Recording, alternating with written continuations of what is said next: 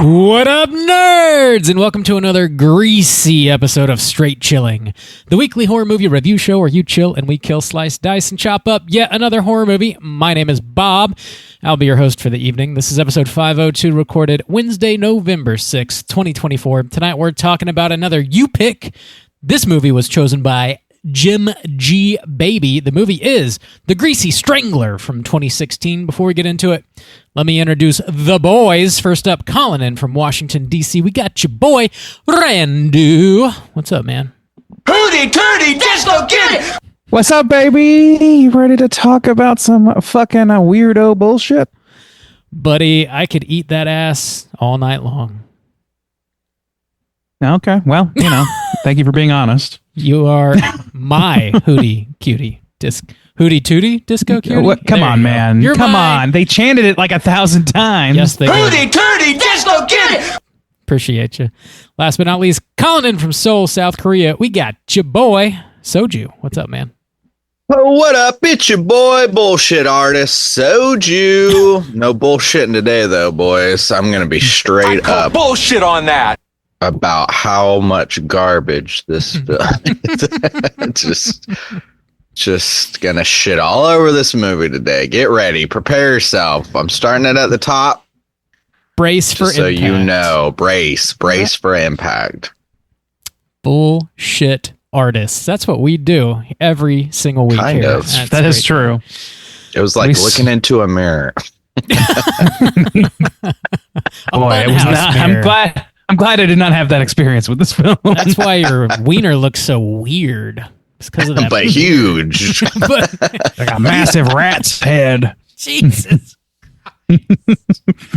This movie's fucked up, y'all. We're recording 1 week. That's certainly one way to put it. It's fucked up. We're recording 1 week in advance, so this is going to drop on the 13th of November, just to give you all a heads up. But we do have some housekeeping that we can tackle. That'll be, mostly accurate relevant by the time you hear this. So here we go. Let's get into it. We do have our December poll currently posted on our Patreon website. If you guys support us at the $5 level or above, you get the chance to vote on a movie we're talking about this December. The theme is, some would say, brilliant. It is just cold.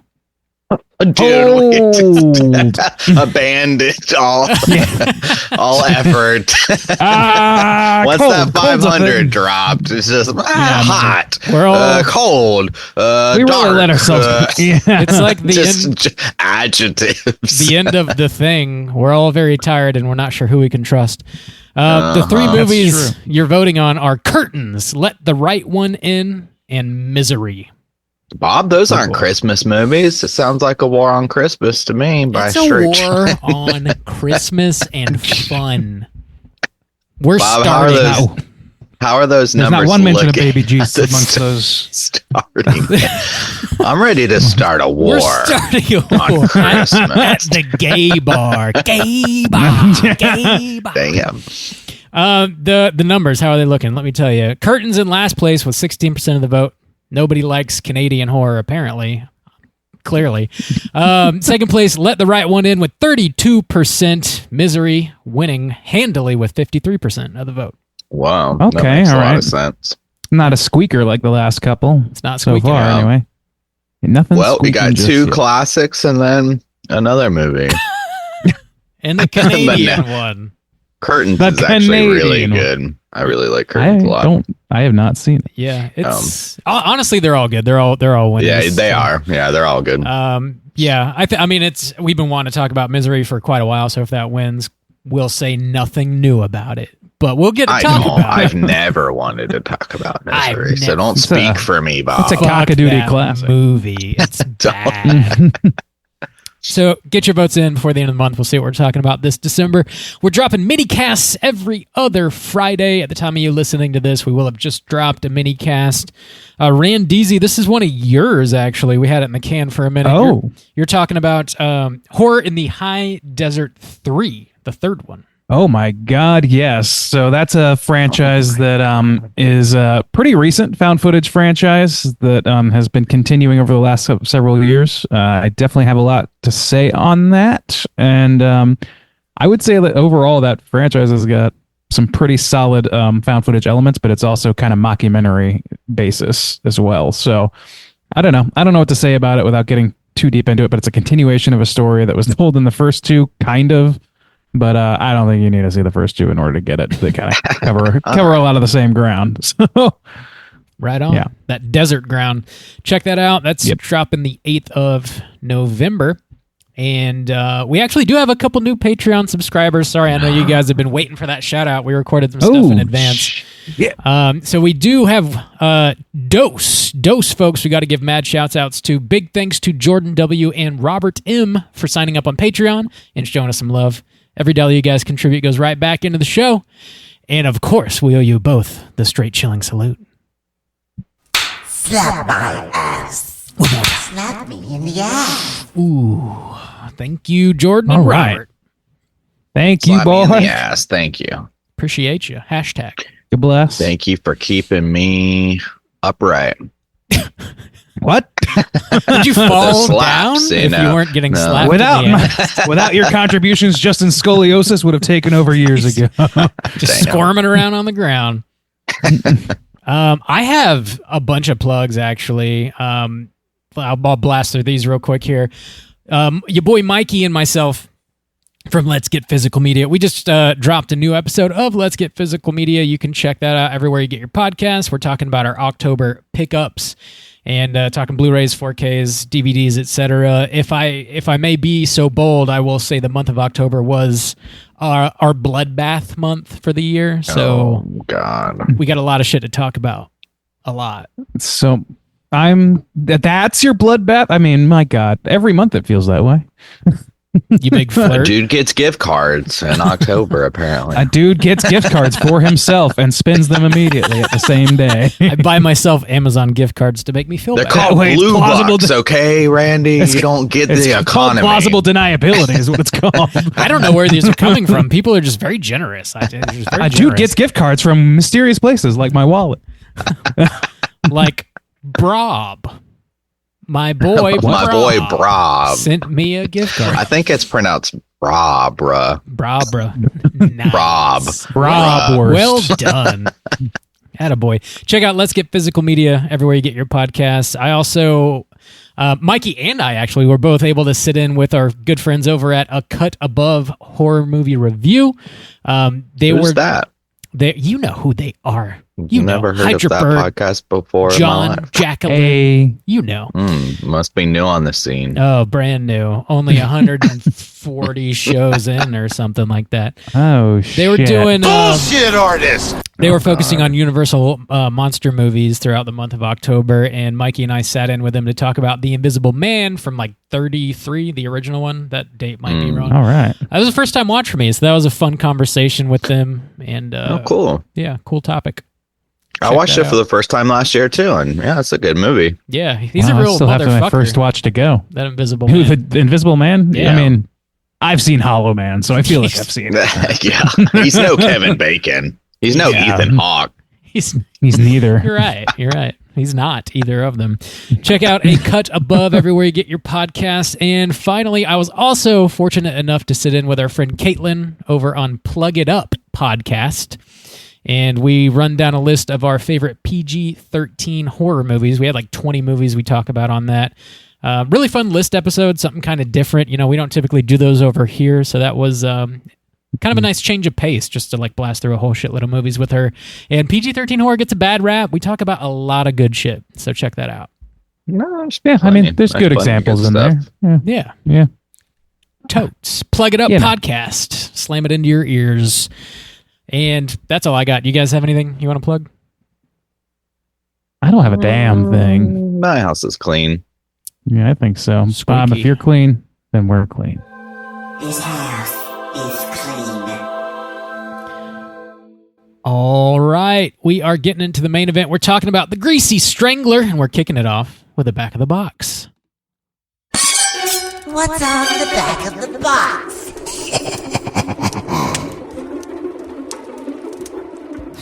Oh, Bob, I don't even need to ask. I know you got this box. Oh, Yeah. Bob, I don't even want to be here anymore. Cue the bomb. Oh, Bob. Oh my God. Yeah, Greasy Strangler. I got the box. You can get this on Blu-ray. It's really easy to find. You can stream it. You can do whatever you want to. For 2016, this is unrated. Runtime of 1 hour and 33 minutes. This was directed by Jim Hosking, written by him as well as Toby Harvard. Stars Michael St. Michaels, Sky Ilabar, and Elizabeth De Razzo. Razzo, probably. This is listed as a dark comedy, parody comedy, and horror. I don't know what this is parodying exactly, but we'll get into that, I guess. Plot synopsis brought to you by the back of the box. This Los Angeles set tale follows Ronnie, a man who runs a disco walking tour along with his browbeaten son, Brayden.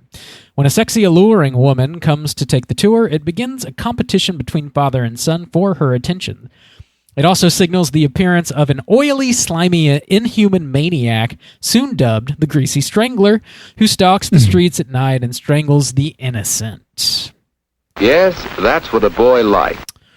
Oh, boys, have we seen this movie before? And would we recommend folks check it out? Juice, why don't you go first? You're just Bob, so you know excited. the answer to both of those things. You know exactly what I'm about to I say. know, but the listeners don't. Please let them know. No, I had been graced in my life to have never watched this film until now. Hashtag blessed. Yeah, until now. And no, there's under no circumstance should anyone watch this film. All copies should just be thrown in the trash immediately. It's plum off. So Right no, on. I would not recommend. Actually, no. To be honest, I if you listen to the show and you knew me and my personality, I thought about this. I was like, I would rather watch any Rob Zombie film 100 times before I'd want to watch this movie again. Truly, like, Damn. That's something. I That would. is saying I could something. not recommend this film more. Bob, how many times have you wasted on this film? I think this was my third watch. Oh, Jesus. And to be honest, the first time I saw this movie, I absolutely hated it. It is a curiosity. So I though. decided to watch it again. And again. It is Hate watch is a thing. singular movie, and it's I mean, I don't generally recommend it, but if you are into just extremely fucking weird things that you probably haven't seen anything quite like it before, then yeah, sure, check it. Like if you're just like morbidly curious, yeah, sure. But that is it. It's a very, very niche group of people are going to get any sort of enjoyment out of this. So there you go. Ray and Deezy, what about you? So I had seen maybe like 5 minutes of this when we shared a home together back before Aw. Rob stepped out on me. And Whoa. no, I had caught about 5 Bob minutes of this. abandoned us. It's He true. abandoned us. It's true. But yeah, I don't think this is an extremely difficult movie to recommend for any reason. But like, I think that if you are into like the John Waters thing, like this is very much John Waters / him and Eric, gross out, goofy humor stuff that's happening here. I mean, I know we're not very precious about the term horror in this podcast. Certainly not me, but I would classify this first as like a gross out, weird out comedy. So yeah, I think it's very, if you're into that sort of thing, if you like get big chuckles out of Freddy got fingered or whatever, then maybe you'll get something out of this as well. I myself am just a little bit on the fence. I can kind of see that side of things, but it's a hard movie to enjoy, like in its entirety. So that's where I'm at with it. All right. Well, that sounds generally like not a recommendation at all, really. Just to a very small slice of people. So there you go. Yeah. Also, I'd like to go ahead and shout out. I do appreciate it. Thanks for supporting us, Jim, and doing a U pick. Yeah. And I only feel as comfortable as I do shitting so hard on this movie today because Jim picked it. It's out of love. It's because I Yeah. know and love Jim that I feel comfortable. He would I shit feel on confident you that just Jim the same. expected this outcome. Oh yeah, yeah. Jim's not surprised here. He knows what time it is. Juice, this was also produced by Spectravision, which is your boy Elijah Wood's company. Oh your God! Of favorite course, boy. of course, he would support this film. Of Of course, he would course. put this out into the world. He's a weirdo. He's a weirdo. He's a weirdo. He's a weirdo. He's a creeper Hey, that wants to see weird old weirdo. giant dicks flopping around. Don't we all? Let me throw my money at this giant weirdo dick, says Elijah Wood. Yeah. We're hunting for dick. Giant weirdo dick. Okay, so yeah, that's not really a recommendation. We are going to be spoiling the Greasy Strangler, and here comes your warning.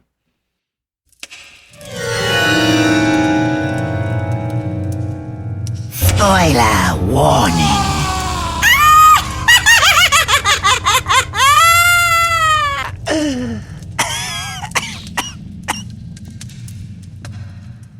Oh, Bob. You ready? You ready? End of statement. Yeah, go ahead, I guess. Here comes the plot. Oh, God. Used very loosely. That Very was- loosely.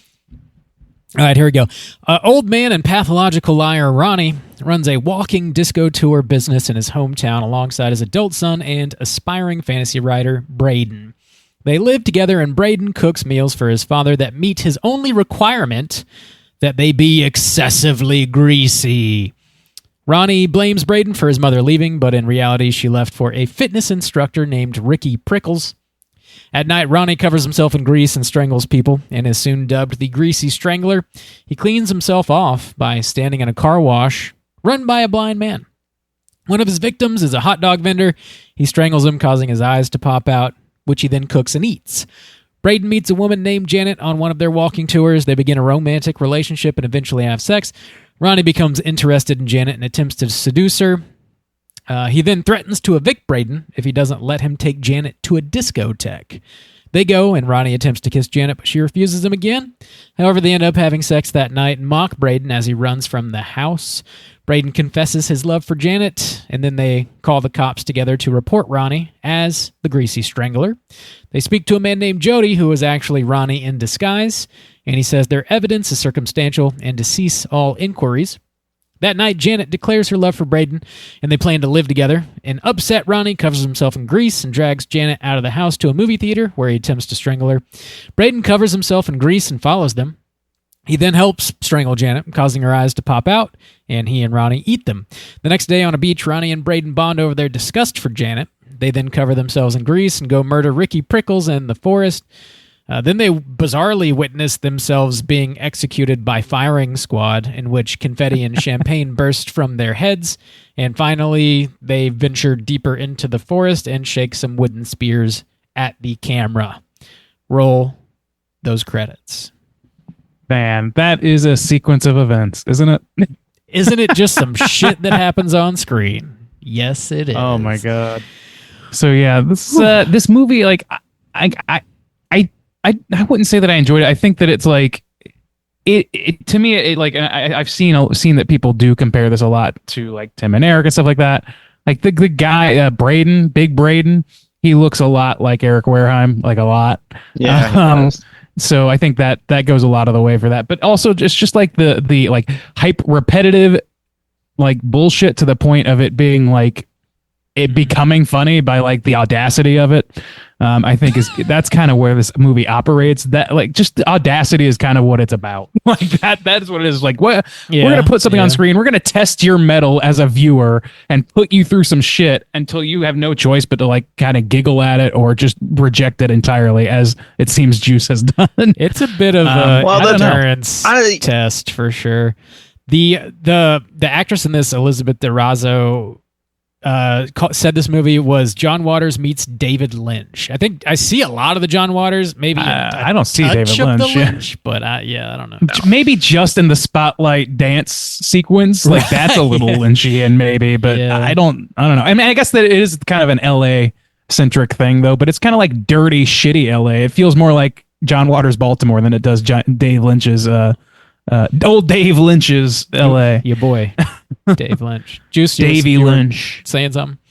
Well, I was gonna say, I mean, the thing is, I can enjoy like some Tim and Eric type of stuff, and I guess that's where it's like, this feels like we have it at home, so it feels like a cheaper, less accomplished, unable to actually pull off a version. Like, I feel like when you're trying to be that obnoxious, or when you're trying to be just like, I don't, when you're trying to make something kind of shitty, you have to have a special something to be able to pull it off, if that makes sense. You know, you have to be able to toe that line kind of well. And like, I just, every decision about this movie kind of like pisses me off, because I think it's all garbage, but I think it's from somebody who's like really trying to do it. So like, I don't know, it feels so try hard in such a lower tier level of artistry, that to completely fail in doing it kind of just like pisses me off, and like on the deepest level. That's clearly.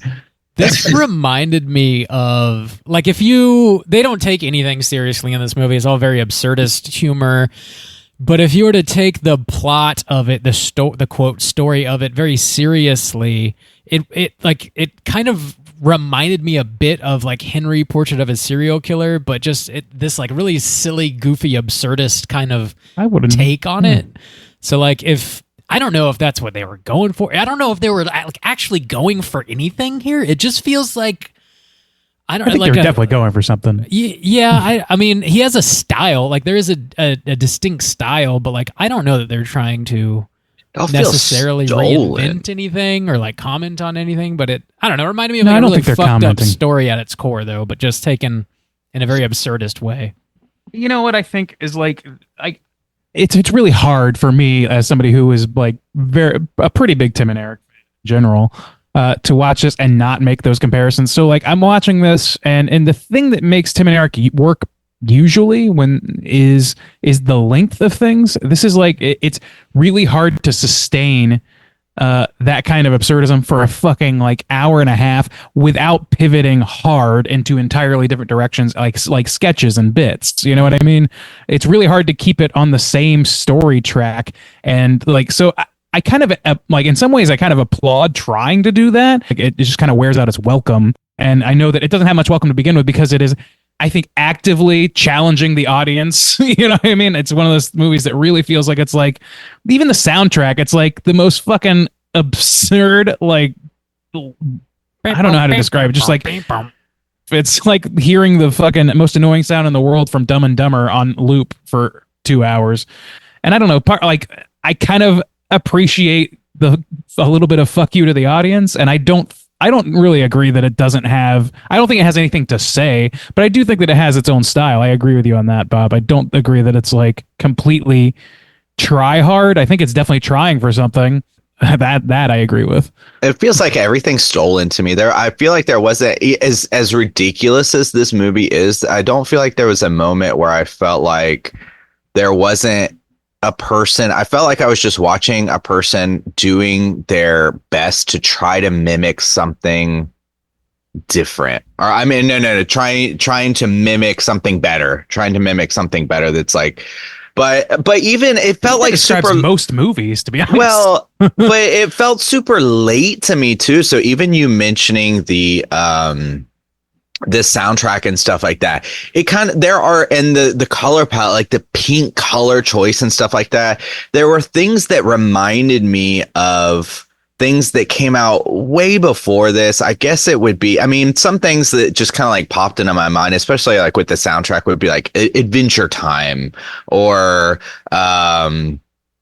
like even some of those color palettes where, and even that kind of like style of just like kind of random things happening, you know, and it played for like a goofy kind of quirky laugh or something, but it feels like way past its time. 2016, even there's like touches of things like Napoleon Dynamite in here, you know, things like that, where it's like super quirky or whoa goofy, but it just feels so late to any kind of party that would capture on like any of those things. I don't know, it just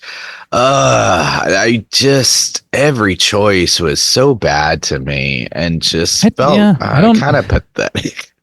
I did not feel that way about it. Like, I man. think I mean, it does things that those movies do, but I don't think that those movies exist in a period of time. Like, I don't think Napoleon Dynamite, for as much as we remember it from our youths or whatever, that was also pulling from older shit too. Like, everything pulls from older shit, and this is like clearly going for like a like disgusting, like bottom of the dumpster barrel LA in the like late 80s, early to like, it's just going for disgusting, like gross out shit.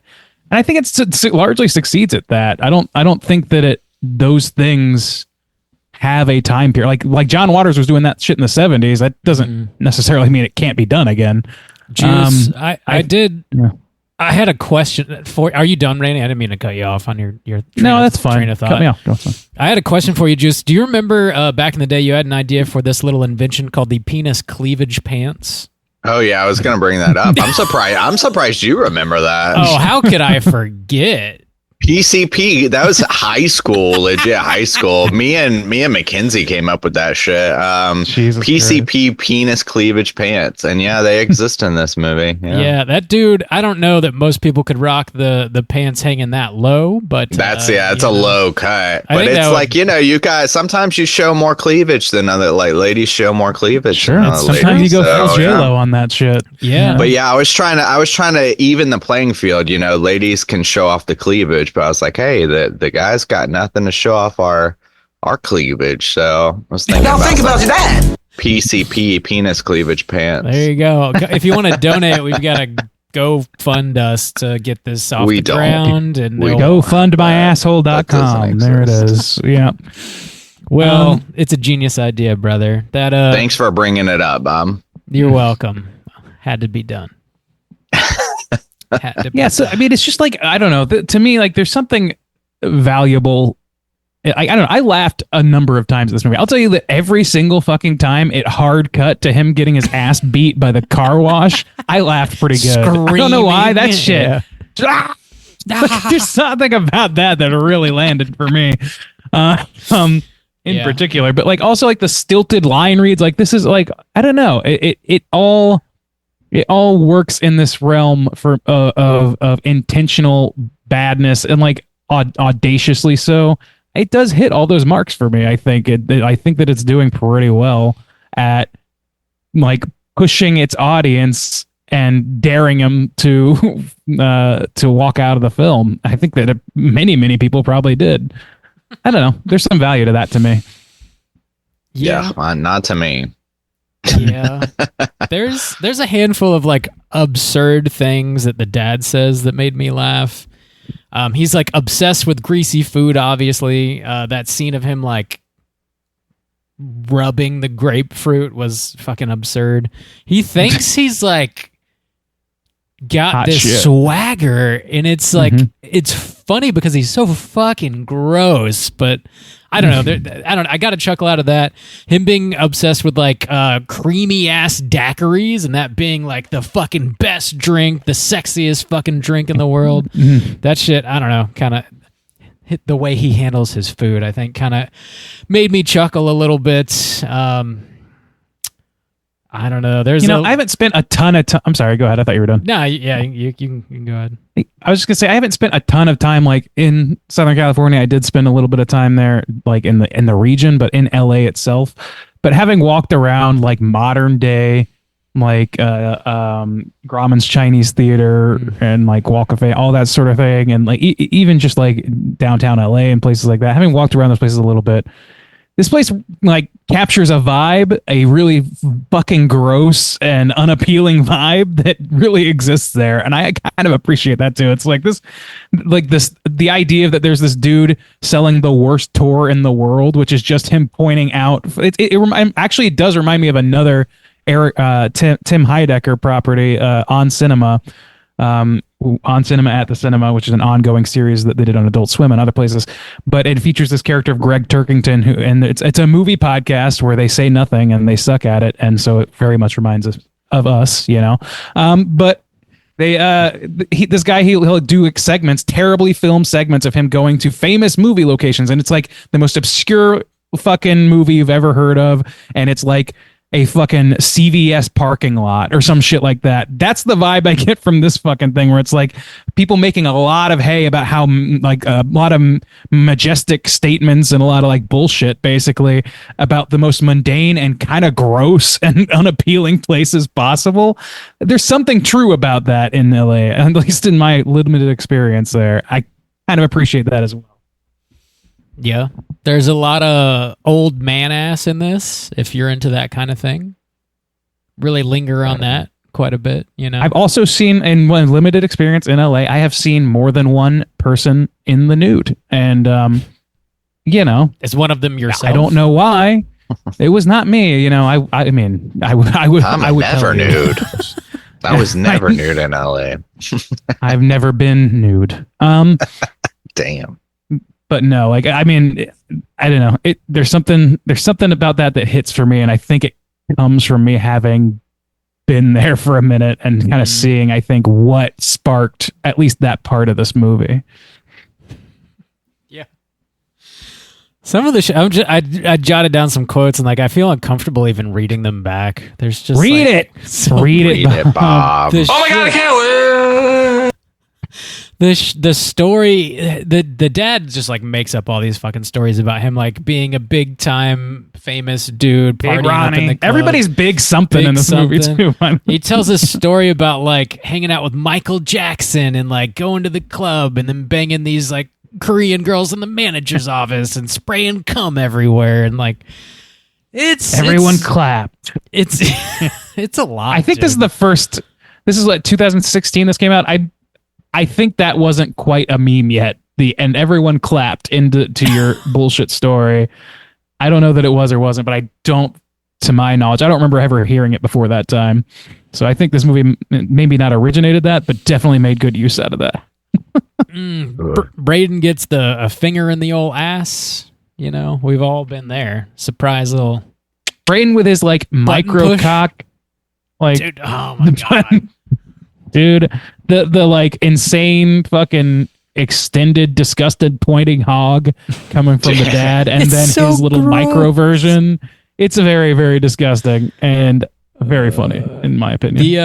The Merkins are really popping off in this movie too. They're I know, huge. They're like the absurdity. I like that. I don't know. The more I talk about it, I just kind of like this movie. I think. I don't think it's one that I'm going to revisit. Maybe ever. Oh, God. I think I got my fill. I don't think I'm going to watch it 3 times myself. But I do think Shots fired. Damn. One of them was out of duty, so I'm only guilty for. Oh, Yeah, it's one of them. duty. One of them is a dude. Rob, I blame you for this. Actually, this is where I don't blame G Baby at all. This was to make Bob happy. That's fair. He does talk. He's picked it for like several for poll picks or whatever. Jim does mention that in his voicemail, which we'll get to in a few minutes. But that's fair. I'll wear that. That's fair. Yeah, I don't see the point of it. I guess at the end of the day, like the scenes that just go on, the potato scene, there's nothing, there's no choice in this film that I think was made that I like. Or that I think was a good choice. The Porto situation was an experience the director had in real life, where he was at a restaurant.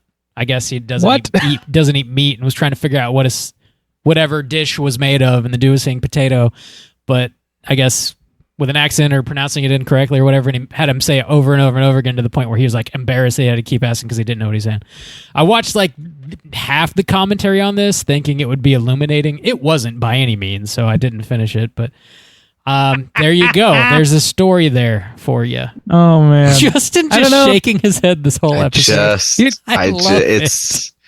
It's so garbage. It's just, it really is. Like, I know, like, and I'm even going to go against, and like, I was going to maybe say this a little bit for my review, but I really don't know much to say about this film. But, you know, Randy sometimes goes on about art and like every movie's a miracle and like it's amazing that it gets made. But yeah, I'm really full of shit. You're really full of shit. You're a bullshit artist.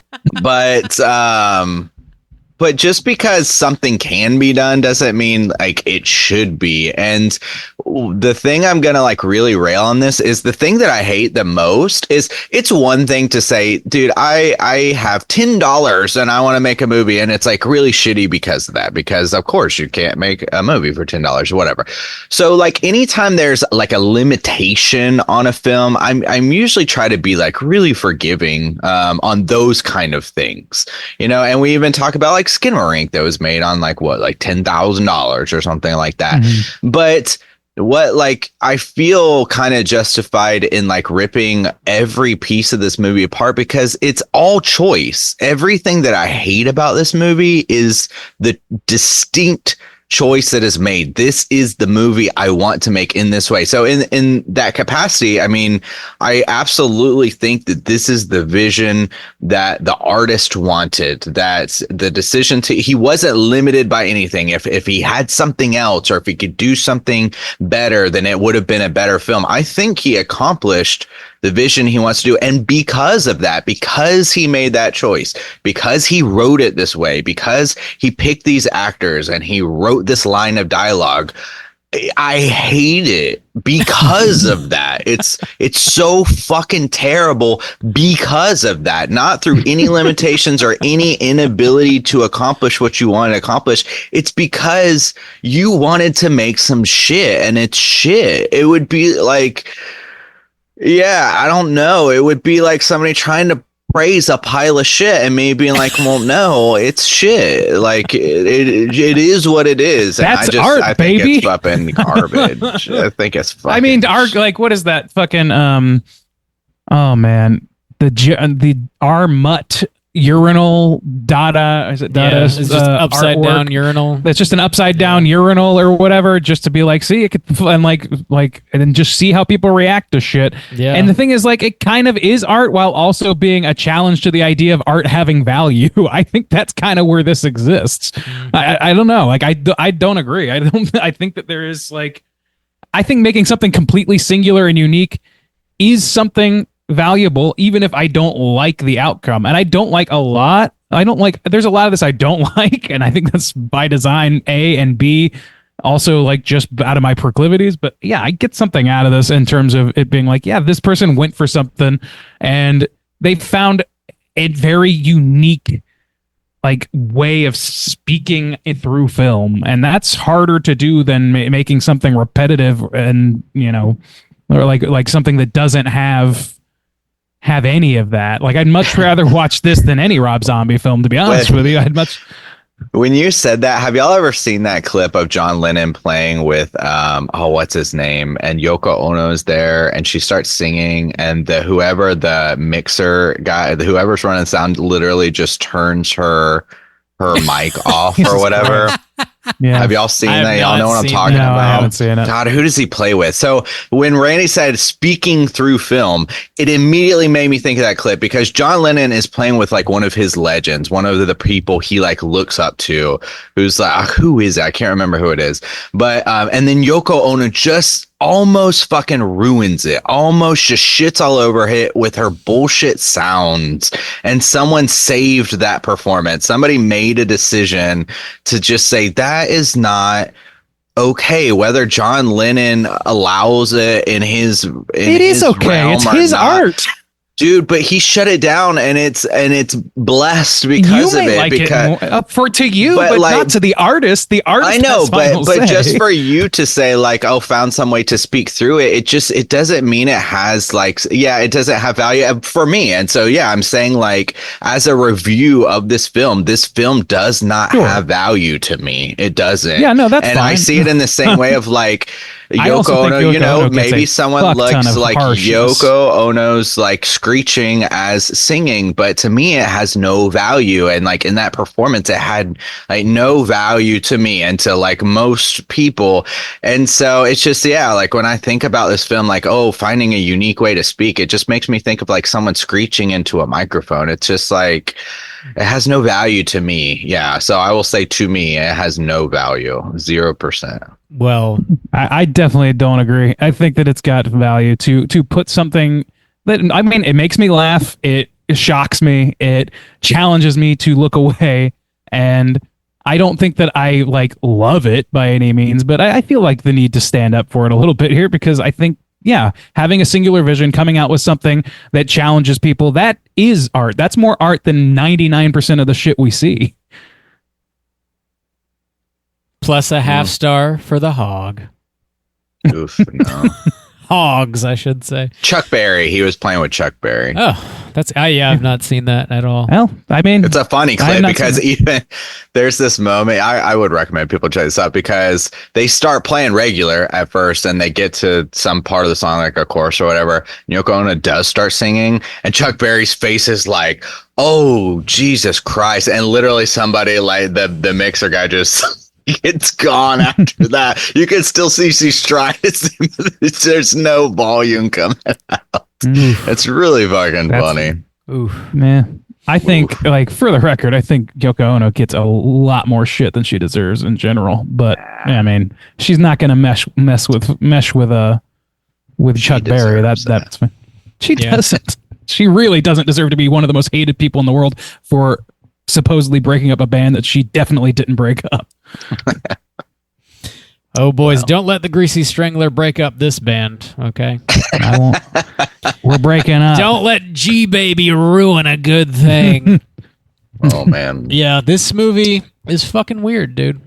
It's fucking weird. Yeah. There's not, like, you can't, there's no layers to peel back. You just kind of talk about it visually and, like, the general content therein. I think that it does have an interesting visual style. I like the music. Like, it is intentionally repetitious and it sort of like grinds on your nerves a little bit, like, I mean, the same way the movie does, but I think it matches the film. I think it was scored well in that way. It was You're right. the dude, do I have his name? Andrew Hung wrote the music for this. He's from a band called the Fuck Buttons, which I have listened to a little bit. I have heard of the Fuck Buttons. I've not listened to them. Yeah. I mean, I agree with you. Like, I think that it matches I think it works for what the movie's going for. Yeah. I think what a movie's going for is intentionally fucking irritating in some way that is like, Totally. Jesus Christ, are they really are they really doing this? Like, that's the reaction it gets. And I don't know, or at least it gets for me. And I'm like, I think that does match exactly what we're seeing on screen because, like, everything that happens in this movie is like that. Everything. The worst, I don't know. I think probably the thing I like least, again, like I said, is like how long it is. Like, I really feel like this is like a maximum of a 45-minute short at its best, in its best version. And I don't think that we necessarily need to see like as much repetition as we see. I just don't think I think it becomes repetitive. And by the end, when they start breaking out and like Brayden becomes the Greasy Strangler and then just throttles Janet and all that stuff, like that shit just like goes completely off the rails. Like whatever like stock they had been building up completely diminishes and writes off. And I would like, if you're gonna do that, I feel like I wish I hadn't spent all that time getting what little investment I could into these characters, because it just kind of if it's just going to be more joke on me. It, like, I don't know, that's irritating in a way that I didn't appreciate, as opposed to some of the like the music, for example. Yeah, it goes off a cliff at the end, and it's them just like seeing themselves get shot. Yeah. It's just confusing. Yeah, like it just doesn't know where to go, and that's fine for a sketch comedy, but it's not as enjoyable otherwise. I think this dude had made a couple shorts that like Elijah Wood and his producing partner had seen, and they probably did work better than this movie. If I had to guess, I haven't seen them, and I guess they wanted to see what this guy would make for a feature, and then this is what we got. And it does feel stretched out, and it does overstay its welcome for sure. Somewhat intentionally, but I don't think entirely intentionally, because it doesn't have any. I mean, there's no wheels on this train. It's just sort of like sitting there. The novelty wears going thin. anywhere. Yeah, it's a uniqueness, but it's a novelty. And that's the thing, is like a novelty can only carry you so far if it's also going to actively work against the audience's enjoyment. And that that can only take you so far entirely on its own.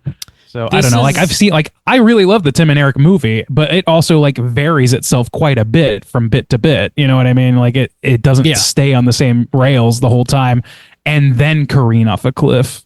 Yeah.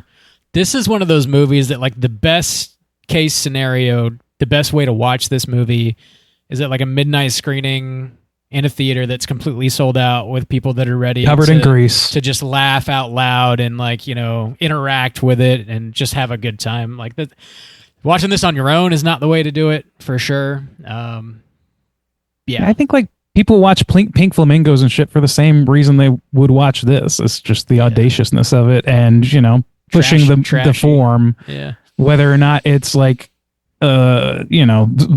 aesthetically pleasing. In fact, the less so, the better, because, hackiness is an expression as well. Yeah, it is. It's a lot of choices. A lot of choices were made in this. I don't know if we really need to like dive into it anymore. Are there any other major things you guys want to touch on? If there's anything under the surface of this, it went way over my fucking head, and I'm not interested. So Yeah. I'm fine with. It's like fucking like gross. So like part of like watching it, it's like so unappealing and like other than just like, oh, this is like really dumb or the music's annoying or it's grating. It's also just like them eating that fucking grease on the toast, dude. It's just fucking gross. And that dick It's like is silly fucking gross though too. Like to me, it's like it's just so fucking dumb. It's just dumb. That Halloween costume, if you could dress up as Ronnie with his like penis cleavage pants disco outfit for Halloween, you're winning. You're winning the night. Dude, I don't know. Like, I'm a little confused because, like, are you talking about the outfit that he's wearing in this shot that's behind me that I'm using as my digital back? Yeah. Because I don't think that's cleavage, man. I think he's just. Well, at one point he did have it tucked in. Yeah. At one point it was tucked. It was tucked in. Full flop. It's not even a hog jog. It's a hog jostle. No, it was tucked in at one point. Okay, all right, but holstered, if you will. In the film, like he's like fully like putting it like thrusting pelvic first the entire time he's wearing it too. It's just so fucking like silly, absurd, gross to me that I kind of have a hard time being super grossed out by it. The grease more so, but like that sort of thing, like it's just kind of like it's not close enough to a real wiener for me to be like, oh my god, it's a triangle for God's sakes, like with a point. I know it's like a pencil. Yeah, I know, it's fucking weird. It's like fucking. I don't even know how to describe it. It's like a torpedo. It doesn't have a real shape.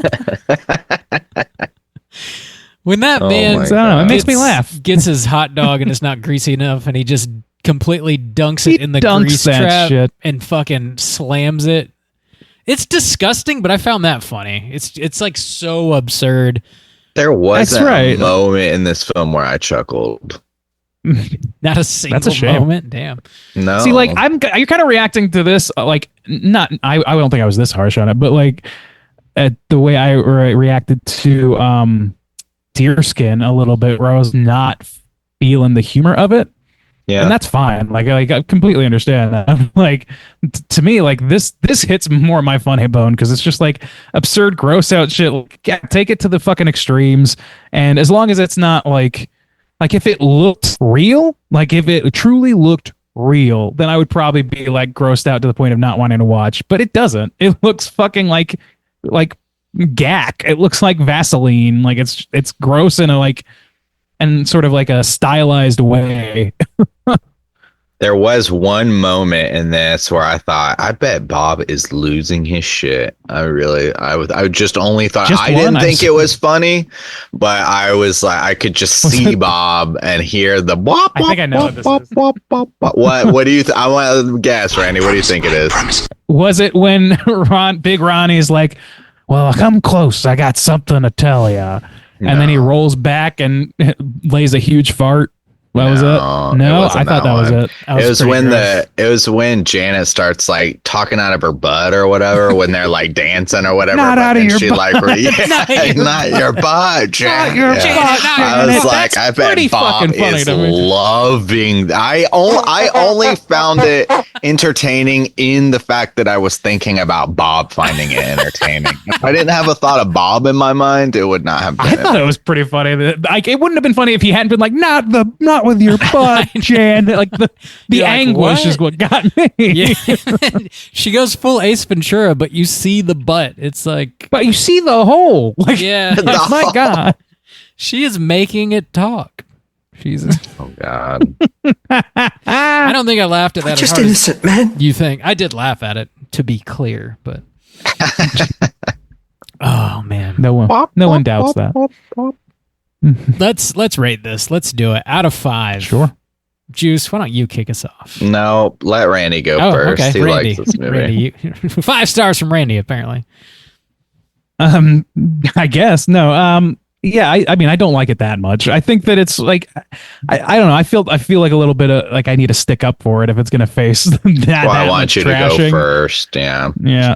So, for my money, like I think there is definitely value to putting something completely unique into the world, so long as it's not like actively hurting anybody. There's caveats to that, but nothing about this to me like crosses the boundaries of what I would consider like I don't know, offensive, truly offensive.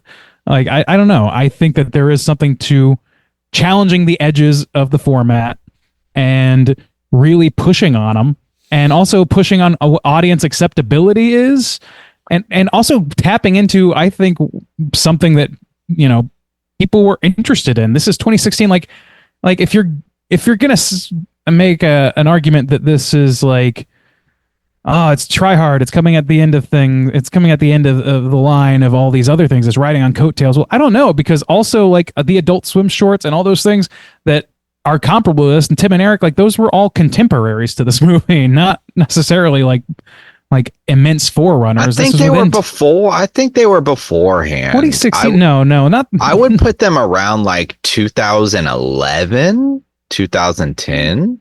Yeah, that's well within 10 years of this. That's 5 years of difference. That's not that much. 5 years difference is big for some cultural, like, aesthetic decisions. Yeah, but maybe it is for something that's like a huge deal. But Tim and Eric and things like that, those were subversive. This is continuing a lineage of subversive things. I don't know. I think there's a value to subverting good taste and indulging in trashiness and those sorts of things. All that said, like, this is just like more than I wanted out of this conceit. It just kind of went off the rails in a way that wasn't. It just stopped being enjoyable after a while. Like the novelty of it wore off on me. First episode 2007 on Cartoon Network. Tim and Eric. Yeah, I mean, okay, so like it's within 10 years. 10 years. That's not that crazy for subversive art. Like the lineage of art is not quick. Fucking I don't know. Pink Flamingos was in the fucking like early 80s.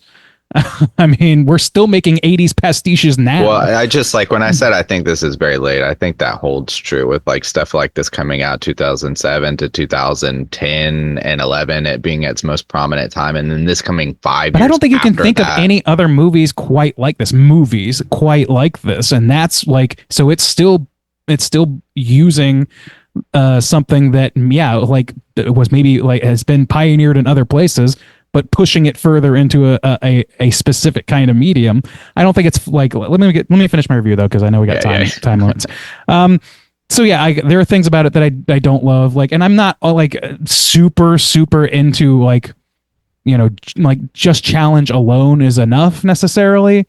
But for the sake of a movie that just doesn't have really many comparison points in the film world, in my opinion, I think that has some value, and I'm interested. I'm glad that something like this can still get made, and that you can push on the boundaries of things the way that this does. I think that it made me laugh quite a few times. It's making me laugh a lot more in retrospect too. So like, and that's not necessarily an indicator of much, but that is something. But you know, all that said, like, it's just, it overstays its welcome too much, and it's at best hitting a pretty strong novelty button for me. So with that in mind, I'm going to go with a 3.25, I think. 3.25 from Randeezy. All right. Bomb out of 5. Where are you going to rate the Greasy Strangler? I don't love this movie, but I do think it has some value. Like it is a singular type of film. Like it's hard for me to think of anything to compare it to really. I think it's got a few gags that work. The absurdist comedy I generally vibe with. I think this is a little too gross for my personal taste. Like the trashiness of this movie like does put me off. But that like gigantic fake wiener is funny. It like overstays its welcome, but it is like the first time you see it, I thought it was funny. The music works, the sort of general look and like just feel of this movie works at first. It just goes on too long, and there is no real point to it other than that weird wiener. It's just, I don't know, man. That's the point. It's like it definitely overstays its welcome. That's really my biggest complaint. If this was like a 20-minute short, I think it really would pop better. Like I said, there's a handful of lines that got me. But yeah, it's weird and hard to recommend.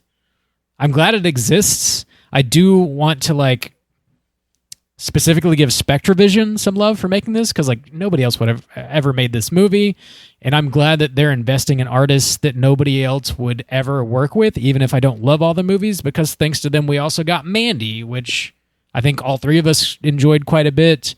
Also, A Girl Walks Home Alone at Night happened because of Spectravision. I love that movie.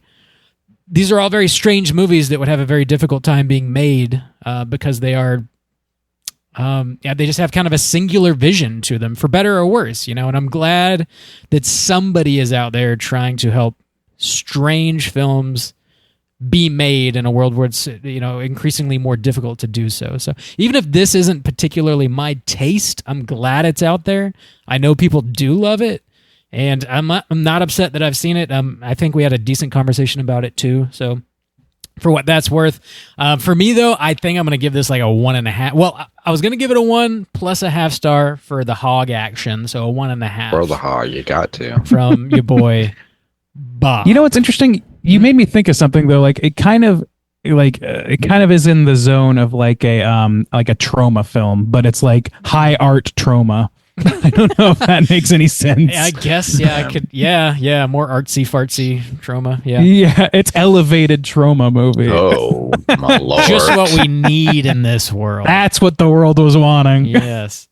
That's why I'm glad this movie exists, but I really like, we don't need to make it a bunch of times, people. Let's not learn that lesson. Exactly. Yeah. The lesson is make some weird shit and try some stuff. Yeah, try some new shit. 1.5 for me, though. Juice, how do you feel?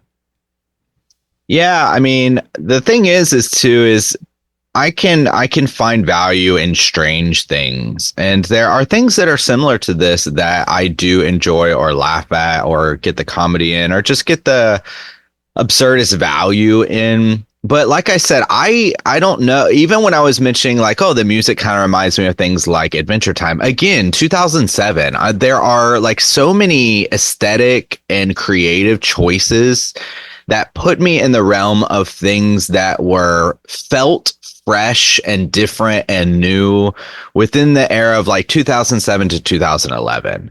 So when I watch this film and I see it came out in 2016, on top of the choices that are made to like push the audience and to be actively annoying and to be actively like gross and to be actively unappealing, on top of, I don't know, there's something that rubs me wrong about, I feel like there's a lot of things in here. It's one thing to do that from a vision of your own mind, to really kind of be like, I came up with this idea and I'm bringing it to life. But a lot of this feels kind of ripped off to me, and it feels like late to the party. It feels like it accumulated all the kind of weird ideas of the past like 8 years.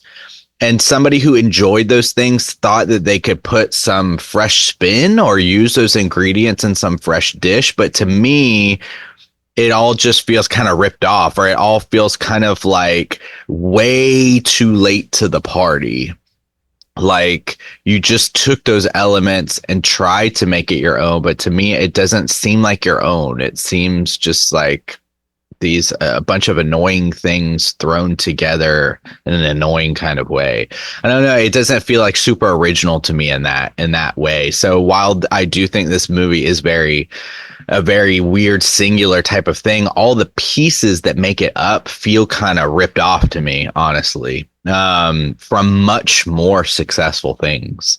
And yeah, I really like from the very beginning. I truly don't, for me personally, and I have no like vendetta against this thing. I don't know who made this or like, so like from the very beginning, Except for Elijah. Well, yeah, I do have a vendetta against Elijah, I guess. But I didn't know, so I didn't know that he had anything to do with this movie until Bob announced it. But like the actor choices, the lines that were written, the time it takes to deliver some of these things, I swear I didn't find anything funny about this. I didn't think it was funny at all. I didn't like the color choices, the color palettes, the eating the grease, like the nonsensical story and where it goes and how it ends. It's nothing to me. Absolutely nothing. You're nothing to me. And because of that. Because, you know, sometimes we do, we're like, okay, this is a blah, blah, blah film, but my enjoyment of it or my nostalgia value or something kind of gives it this bump or whatever. I mean, I think Hocus Pocus got a 5 or whatever. It's not a 5-star film, but like, you know, like, but in the same way, I truly feel like there's no reason for me to have ever watched this or to watch it. I have no value in it. There's nothing that I ever want to pull from this movie to say like that was something that was interesting or fun. I didn't. Nothing about this was good to me. Nothing. So I'm going to give it a 0 star. Like Damn. I decided as soon as it was done, I was like, nothing from this film impacts me in any positive way. Nothing.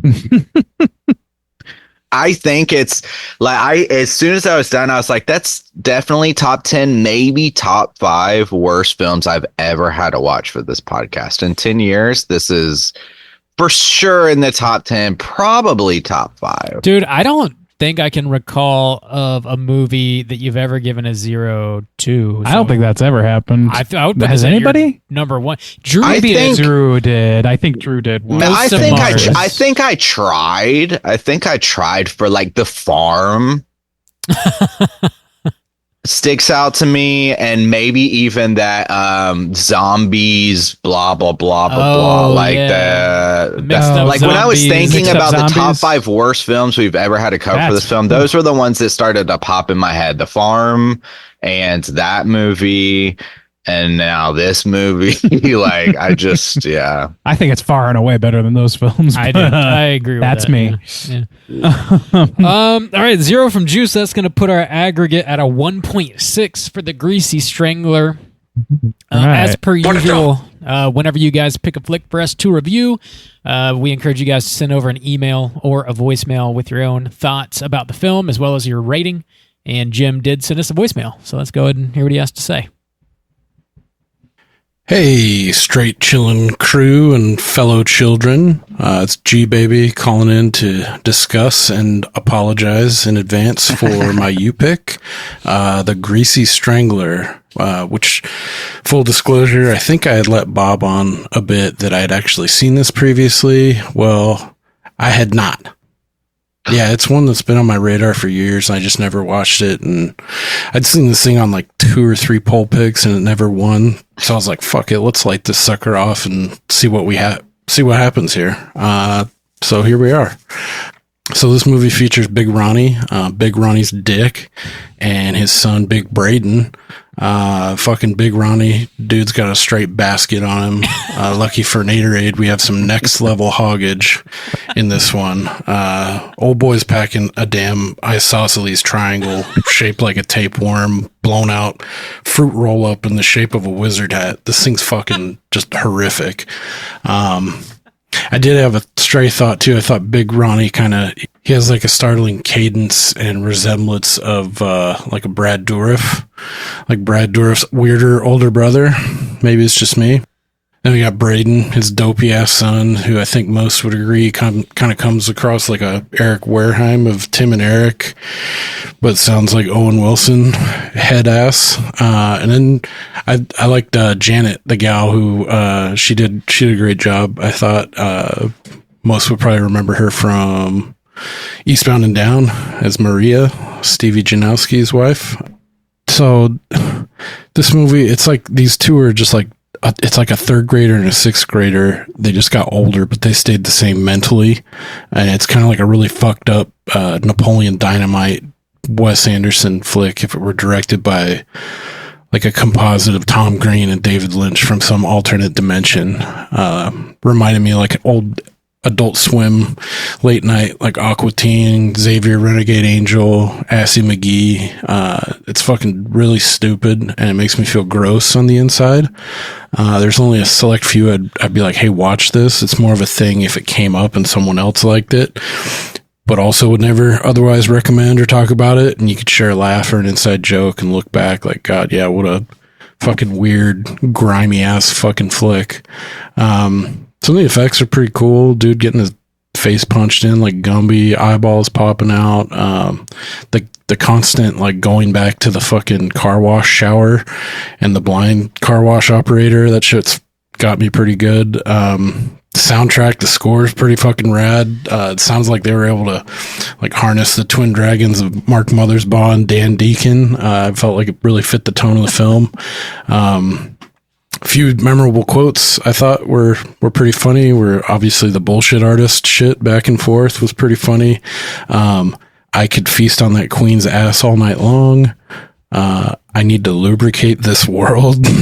And come on, Rodney, play the game. All those got me really good.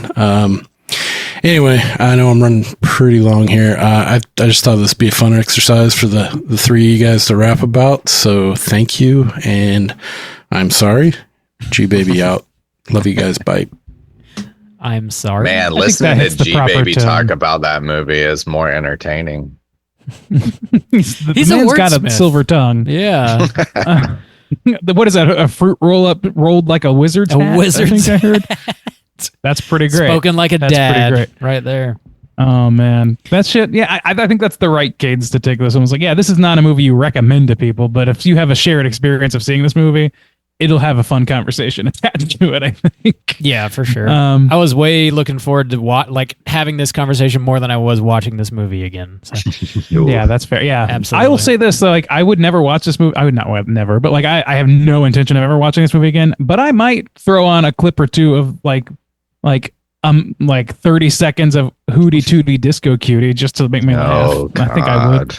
That shit made me laugh pretty good. Oh, God. Hootie Tootie Disco Cutie! The culture. The culture. The culture. Someone's got to stand up for the culture. It's going to be a brave man named Soju. Self-proclaimed brave man. Soju. Yeah. Jim, that's how you know. Thanks for picking this flick, Jim. Sorry, Thanks, sorry you didn't like it quite as much as you thought you might, or hoped anyways. Weird one, but hopefully you enjoyed the conversation. Anyways, let's go ahead and jump into our Rotten Tomatoes segment and see what the critics and users have to say about the Greasy Strangler. Certified fresh to death. All right, ladies and gentlemen, this is the Rotten Tomatoes segment in which I'm going to have these gentlemen guess within the best of their abilities what the aggregate positive score is on RottenTomatoes.com. So we're starting with the critics score. There are 55 total reviews, not a whole hot heaping ton here, just 55 on the Tomatometer, which is critics. I'll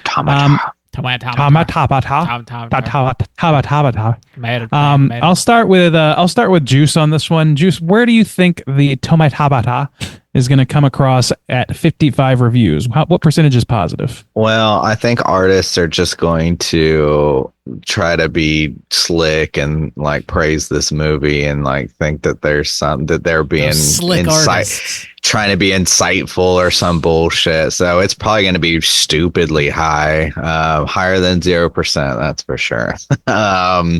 So I don't know. I think I'll take the 69 dudes just cause like, it is appropriately gross. 69 dudes! Yeah, might as well have some fun with it.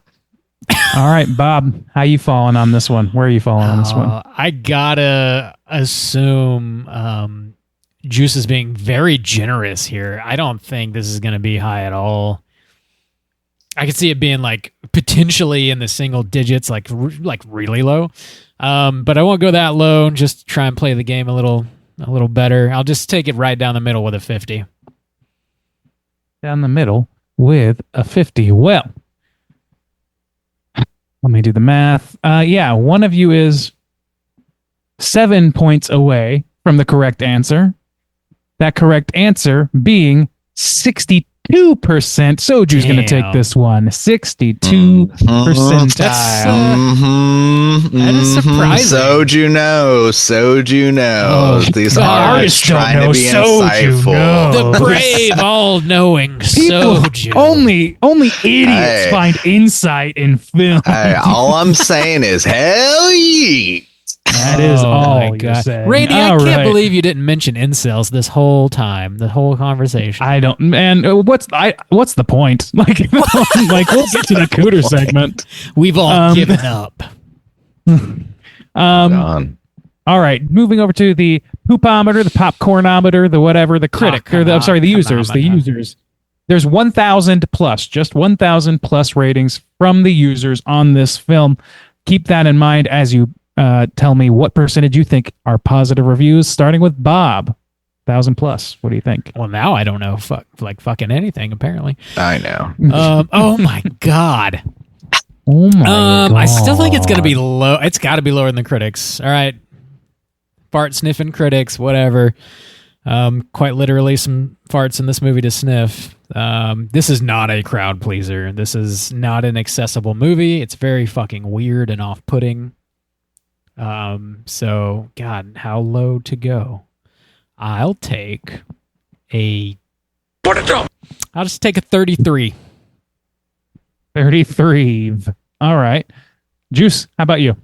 I could be wrong, but the way I see this from a user's perspective is kind of similar. I feel like this is one of those movies that on the other end of the spectrum, like people praise things like Sallow because they feel like it kind of makes them special to have watched it and to tell people they like it.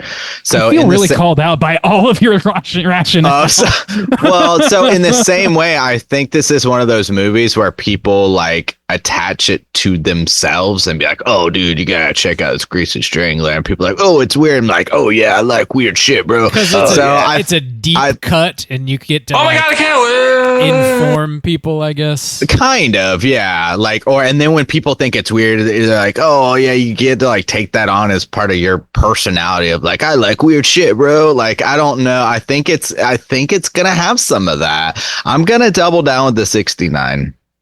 All right. 69. Okay, I gotta do a little math here. Wow. So beep boop beep. Porto. God. Porto meter. Okay, so I don't know the exact distance because you guys are it's right kind of in between you guys at a 56. So Soju, you are going to take this one. You are that's closer. a hell yeet sweep. Soju knows. Soju knows. Oh, Jesus Christ. All right. I'd like to meet that dad. I think I'm on a hot streak now since we hit 500. That was that 2 This hell is yeet the sweeps, maybe. First thing we've recorded. I don't know how you can keep track. I don't know how you can keep track. We- Well, our set everything episode out of dropped order, yesterday, too. and I listened to it. So Oh, okay. Well, that's I your typically mistake. listen to it. Yeah. All right, so that's we got a 56%. So yeah, like right down the middle. I think that there are people that just like weird stuff. Man, I don't think it's necessarily a character but they're flaw. losers, Randy. Yeah, but yeah, they don't matter. They're pooply kids. Yeah, kind of. I just hate them so much. All right, let's go to some of the negative reviews and see what things people have to say about the Greasy Strangler. Here's one that I actually think is kind of prescient. Like a winded joke without a punchline. I think it meant to say long-winded. I would have anyway. Like a winded joke without Like a punchline. Yeah, I think that the ultimately. I think the long dick is the punchline. But yeah, like it's a lot of wind up in this movie, and the ending really does kind of like does nothing, even if you're into the novelty of the thing. At least for me. So that's not funny, but that might be. Man, this is interesting. Okay, this person wrote, With its relentlessly crude filmmaking, the gonzo horror comedy feels like Beavis and Butthead tried to make a mashup homage to John Waters and David Lynch, except the movie is never remotely funny or scary. Man, I'm shocked how many people see David Lynch in this thing. Truly. It's Lynchian, Randy. Just accept it. I don't really see it either, honestly. Other than it's just weird, and David Lynch is weird. I don't. It just takes its time with things, but like that's intentionally to be grating, not to give you time to sit with it or something like that. But I see the John Waters up and down like that seems pretty clear. All right. Well, I just thought that was interesting. How many people have brought up David Lynch in this conversation. All right. So that's it, everybody. That's our Rotten Tomatoes segment. Bob, do we have time for trivia? Do you have any trivia? What do you think? I'll just say one thing real quick. There really wasn't a whole lot of trivia on this. So if you guys remember towards the end of the movie, they're sitting on the beach and then Ronnie goes on this weird tale about how he's like partying with John Travolta in New Orleans. They're going to open up a club, et cetera, et cetera. It seems very out of left field that he would mention John Travolta or Michael Jackson for that matter. But apparently in real life, Michael St. Michael's, that actor who plays Ronnie, was John Travolta's hairdresser. There you go. All right. I didn't know that. He's been in a few other things, but I don't remember what they were. Yeah, I couldn't tell you off the top like of nothing my head. huge, obviously, but yeah, I don't know. Nothing as huge as he's a journeyman actor, is how he was described. Yeah. So. But that was about it. Not a whole lot of trivia. Let's talk Cooter of the Week, boys. Straight chillin'. Cooter of the Week.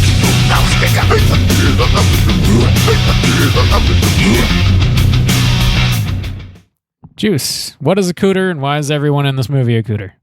Oh, here's a character type and a straight chillin' exclusive. Cooter has to hit 3 of these 5 points to be considered a cooter, but we want the cooter with the most points, and this should be quite easy. The 5 points of cooterdom are sexual deviance, manipulation, smug arrogance, overall look and attire, and overall patheticness. I think we're going to have a 5-star cooter here today, boys, and our boy, Big Ronnie. Is there going to be more than one? I mean, there could be 3. Yeah, 5-star. Everyone in this movie rates on the scale by design. Everything that happens. Well, I don't. Okay, so Big Ronnie definitely has the smug arrogance, the sexual deviance, absolutely, the manipulation, the look and the attire, and the overall pathetic. Like, no question of for any of those points. That's it's like hitting on high levels. Blazing cooter. Yeah. He's sitting up there with many sands. It's like immediate to come up with an example for each one of those. But Brayden, does he hit all 5 so easily? I don't know. Let's talk about it. I'm not sure either. Smug arrogance is not as high for sure.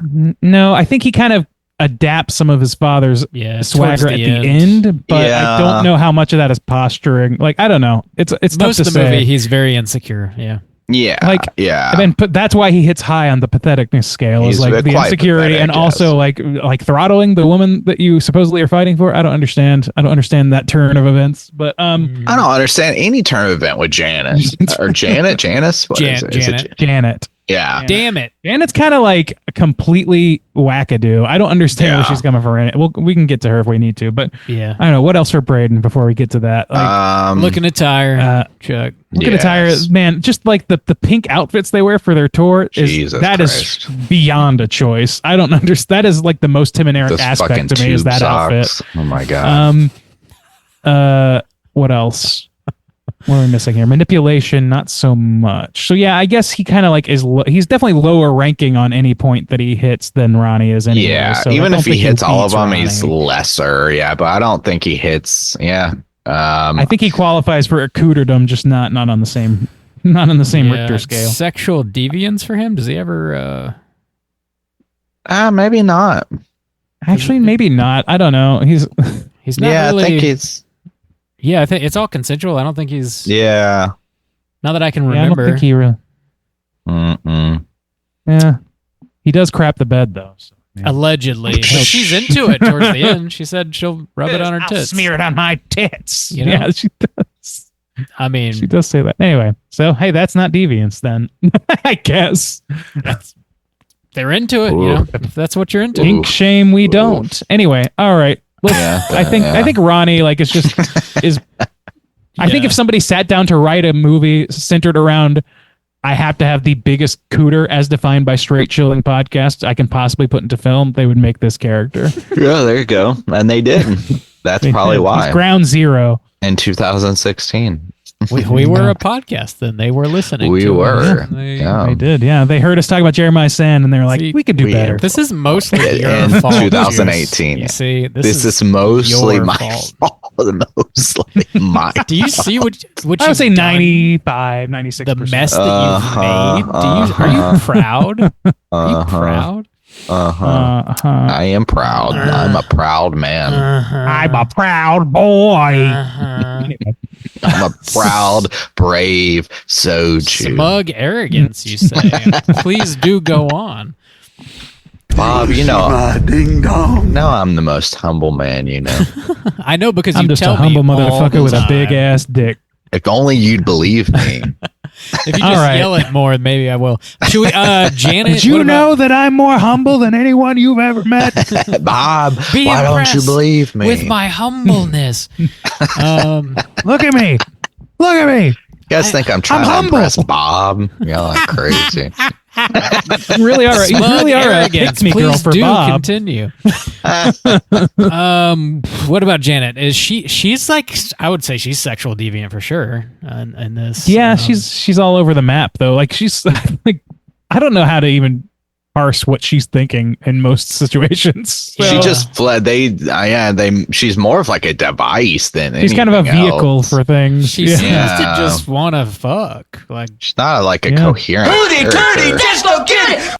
I think that's Hootie Tootie Disco Cutie is about the most defining feature. sexual deviance. Yes. Is she pathetic? Manipulation, kind yeah, of. yeah, I would say. I mean, when she starts like, I mean, if it wasn't for the bit where she yells "Hootie Tootie Disco Cutie" immediately after like falling in love with Brayden, and then immediately swapping over to Yeah. Big Ronnie, like, and then she's taunting him, and then she switches back, like, too confusing. Doesn't make man. sense. I don't know What's happening? I don't know how to Yeah. parse that, even for Cooterdom. Yeah.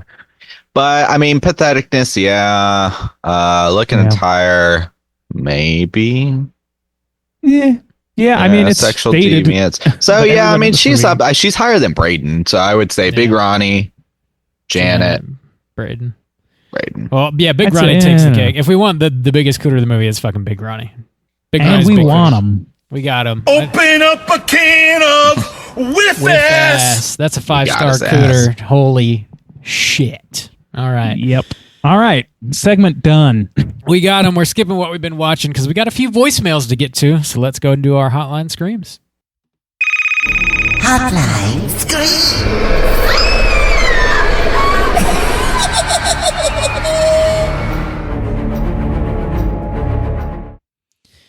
Hotline screams. If you guys are listening and would like to call and leave a voicemail to be featured on a show in the future, hit us up at 904-638-3231. We got kind of a backlog here from the month of October because, like I said, it's been a while since we've recorded. We had a few shows in the can. First up, we are going to hear from Chris. Let's hear what he's got to say. Hey, Straight Chillin' crew, this is Chris in Louisiana. Listening to the Halloween triple feature episodes, always that's like my favorite episode of the year, the triple feature. So thank you guys for doing that. It always makes me wonder whenever I'm listening to it. Do you guys ever reveal what the other picks were, or is it just lost forever and we'll never know? Because that would be really cool to know what we could have gotten. But you know, the triple feature that we got this year was pretty solid, sans Casper, but that's just, I mean, it's a good movie, but I just have this personal thing with stupid Bill Pullman and his dumb face. Every time I see him in a movie, just makes me angry and I can't get past it. And I don't know why, but anyways, it was funny during the Ghostbusters segment, because Randy said Chris Rock multiple times, and I was like, I'm pretty sure Chris Rock was maybe like 16, 17, you know, at the time that movie came out. So I didn't know what that was about. But yes, Eddie Murphy makes a lot more sense. So anyways, yeah, it'd be really cool to know what the other picks were that didn't get selected. If that could be revealed at all. All right. Thanks, guys. Have a good spooky season. Talk to you later. Bye. And I'm still turning red about the Chris Rock debacle. Yeah. I think last year Bob said on Slack what he had picked, I think. I did, yeah. I don't necessarily mind Sharon. I don't know how you feel about it. Ronnie. I don't care because I won, so I kind of keep it close, but humble. Huh? I kind of keep it close, but I don't know. I kind of have this. I have not talked to you guys about this before, but I had this idea to take some of our previously used themes and reworking them, or putting them into next year's or another year's later down the line as a second attempt. Yeah. But Juice hasn't lost yet, so he would just be absent at that poll. That's so true. I wouldn't have any choices. So I don't know how that works yet. Yeah. But if you want to reveal, I don't care. Go for it. I'm gonna have to look at what I don't even remember. Yeah. My theme was Thrill Me was the title of it. And I had movies that were set around like fun houses. And the movie Funhouse was one of them. Hellfest was another one. And House of a Thousand Corpses was the third. That's right. Well, mine was Lost and Found, which I thought was pretty blunt and pretty connectable to me. Yeah. So, yeah. So pick it because you like Randy, is what he's saying. You love me, right? No, they did not. Well, no, I guess I came in coin flip, so thank you. Yeah, that's true. Actually, Horror in the High Desert 1 would have been the first one on that. And then Hell House Origins, Carmichael Manor would have been the second. And then the surprise YouTube sensation Milk and Cereal would have been the third for that one, which I still want to talk about very badly. That is interesting. I would have. That's a good one. Yeah. So, yeah, there you go. We were all over the place with our picks. Like, damn. We were, yeah. Yeah, there's a large variety there. Yeah. For sure. Thanks for calling, Steve. Glad you enjoy our triple features, man. They are fun to do, and it's nice to know love them. People dig listening to them. So yeah. We'll see what we happen to do next year, and maybe the Humble Juice will somehow lose, but probably not. Now he'll probably win, and it'll be all Bill Pullman films. So choose wisely. I love that. That's my theme. Everybody My theme has like that actor. It's like their fucking face for whatever reason. Yeah. So I'll have to think about who mine is. But yeah, My theme's that'll gonna be our prompt for called Hotline Screams. Is who's your actor that you just irrationally hate? Yeah, that's a good one. Yeah. Mine's I'm Just a Bill for next year. It's going to be all Bill Pullman. All Paxton. I'm just a pull man. Yeah, cool. Who else we got here? Next up, we're gonna hear from your boy Steve. Let's hear what he's got to say. Oh, what up? It's your boy Jet Ski Stains. Howdy, fellas. That's my soju impression. I like to think it was pretty good. This is Jet Ski Steve coming at you from the vehicle Bluetooth on my way home from seeing Smile 2. What's up? You guys fucking hosed me last time I called. I don't know, I'm a little upset. I'm very hurt. I called, 2 weeks ago maybe, on my way home from Terrifier 3, and said it was good, and I liked it. There's probably more to it than that, but I guess I won't bother getting into it. Usually when you guys don't play my voicemails, you at least have the courtesy to say, like, Steve, you talked too long. We didn't have enough time. Tough shit. Call back. Guys didn't even do it this time. Just didn't play it. That's okay. I forgive you. Oh, really? I love you guys. I'm on the way home from Smile 2. It was good. Worth a watch. Pretty good jump scares. And I was in the car with my girlfriend driving home, and we had the Haunted episode 495 was playing, and I wasn't really paying attention, but you guys were on. And the jet ski song came on, the DVD song, and I was like, oh, it's my song! And I got all giddy like a fucking 10-year-old schoolgirl. And my girlfriend's like, what the fuck are you talking about? So I had to explain to her how that song came to be. So Smile 2, good. Terrifier 3, good. Matt had some thoughts on my dreams. He said that I should turn you guys into space vampires. Matt, they're my dreams, pal. You want to turn them into space vampires? You have your own fucking dreams. All right. I mean, it's your dream. You can do whatever you want. Flying around is pretty cool. I did go on YouTube, and I saw what you guys look like. that sounds weirder when you say it out loud versus how I meant it. And I was pretty close. Like my mental images for how you guys looked were pretty spot on. Bob, I was close. Soju, I was close. Randy, I'm sorry, I wasn't close. Okay, I'm gonna be calling you guys a lot over the next few weeks. I feel like I have a lot to say. Maybe I'll stagger it every other week so people don't get sick of me. Okay. It's almost Halloween. 6 more days. Bye-bye. Sounds like Steve made the classic mistake of thinking I'm a black lady. It happens all the time. I don't know. Actually, I'll take full responsibility for not playing your voicemail. Oh, no. I specifically told them, I said, don't play this motherfucker's voicemail again. No, I've had enough of jet ski Steve. I actually have no idea what happened. This is Steve's fault for not paying attention, as he so blatantly stated that he had us on in his car and he wasn't paying attention until his song was played. I say the date we record every show at the beginning of every show specifically. So if you were to listen to the date we recorded the shows that your voicemails weren't played on, you'd realize we recorded them 2 months in advance. I was thinking that might be it. It might be the pre-recording issue, yeah. Fucking Steve. However, because he was waiting to hear his voicemails and he didn't hear him, he finally joined Slack. We negged him into joining Slack. That's right. We got to do more negging. Yeah. I feel like we should do more negging. Don't you love Soju? Don't you want to? No, he's not cool enough to love this.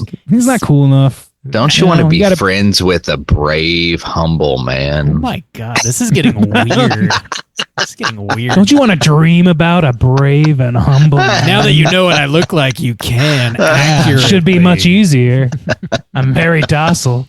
God. Oh, God. Fucking Steve. Pay attention, dog. I'm glad you Don't liked... listen to Bob, Steve. I love you. Thanks, Steve. I respect you. I specifically hate Steve. I want everyone to know. The stories keep changing here. I don't know. What's a bit? What's not? You don't know, Steve. You just don't know. Nothing's ever a bit for me. This is how I live my life. I famously never joke around. Dead ass serious. Yeah. Thanks for calling over and over and over again, Steve. Always good to hear from you. Hope you had a good Halloween, man. Sounds like you saw some good movies. Last but not least, we are going to hear from Heidi. Let's hear what she's got to say. Hey guys, it's Heidi. I was calling because I'm about to hear your 500th episode. And so first of all, congratulations on that. I'm trying to remember exactly when I started listening, when I discovered you guys. I know I definitely heard the 400. So that is quite an accomplishment, and keep doing what you're doing. We need you. I still love listening to your podcast, so keep doing it. And I was calling just to talk about the prompt that Nicole had suggested last time on last week's episode about your favorite, most memorable Halloween costume you wore as a kid. Mine would have to be my 50s poodle skirt my mom made for me when I was in, third, fourth grade. I was obsessed with Grease as a kid, so I really wanted to go as a 50s, chick with the poodle skirt and everything. And we picked out a pattern and she sewed it for me. And, I loved it so much I wound up wearing it to school on a regular basis, not just those 2 Halloweens in a row. It became part of my weekly wardrobe almost. And but it was okay. And I think I kind of started a trend at my elementary school, and other kids, I saw other girls wearing poodle skirts too after that. So I don't know if I necessarily started it, but even though this was the 90s, and not in style, it was something I was wearing and kind of caught on. But that would have to be my most memorable one. It's still at my folks' house. I think my niece wore it one year, but we'll see. It's there, but definitely, kid size. So that was my favorite. But anyway, congratulations on 500, and I'm about to listen to it now, and hope you guys have a good Halloween tomorrow. I'll talk to y'all later. Love you guys. Bye. Well, that was damn sweet. Nice. Thank you, Heidi. Yeah. It sounds like you're a trendsetter to me. I don't know any 90s kids that wore poodle skirts outside of Halloween. So yeah, it wasn't a thing. Started a trend. Wasn't a thing. That was not a thing. So congrats on that trend setting. Apparently, still to this day, people still be wearing them poodle skirts around town. Bring it back. Bring it back again. Just keep bringing it back over and over. Hope you had a good Halloween there, Heidi. Thanks for chilling with us for at least a couple years. Hopefully you liked episode 500. It is a wild ride. Yeah, it feels like 400 was like that? Just like the other day, dude. Honestly, when she was like 400, it doesn't feel like it was 100 episodes ago. It's like, which was 2 years. Jesus. It's wild. I can't deal with it. What is time? Goes by. It goes on. It don't stop. We got any more voicemails? That is it. Thanks for calling in, Heidi. Always a pleasure to hear from you. If you guys are listening again, want to call in, leave a voicemail, hit us up at 904-638-3231. Call in with the celebrity whose face you find most punchable, or if you'd like to call in and talk about your most memorable Halloween costume, we'd like to hear about that too. That's a nice one. That is a nice one. Next week, we're going to be back with a brand new show, as always. This is going to be another You Pick. The movie is chosen by your boy Vince, and it is Wild Men. Ooh. Now think about that. Check it out. This was on Tubi, I believe, free to stream. I think so, yeah. What is the year? I got to look up the year, because there's a few different Wild Men movies. I need to. There's men and they're wild. These men, they're wild. Oh boy. Starting off the 500's really weird, boys. 2017. Wild Men from 2017. Yes. It is a Bigfoot found footage comedy. So if you watch something with no Bigfoot and it's not found footage, that's the wrong one. Wild Men from 2017. Directed by Bobby Sansevero. Yeah. Sansevero. I'm probably saying that wrong. That name. But check that one out. There you go. Yeah. Get ready for next week's show. You can find us on all the social medias. Just search Straight Chilling Podcast and we'll pop right up. If you would like to join the Slack, just like your boy Jet Ski Steve finally did. Finally. You don't have to be negged. You can just hit us up on social media and say, hey, I'd like to join, and I'll send you a link so you can. And that's going to do it for us here this week at Straight Chilling. Until next time, as always, all you mother truckers, please keep chilling. Do-do-do-do.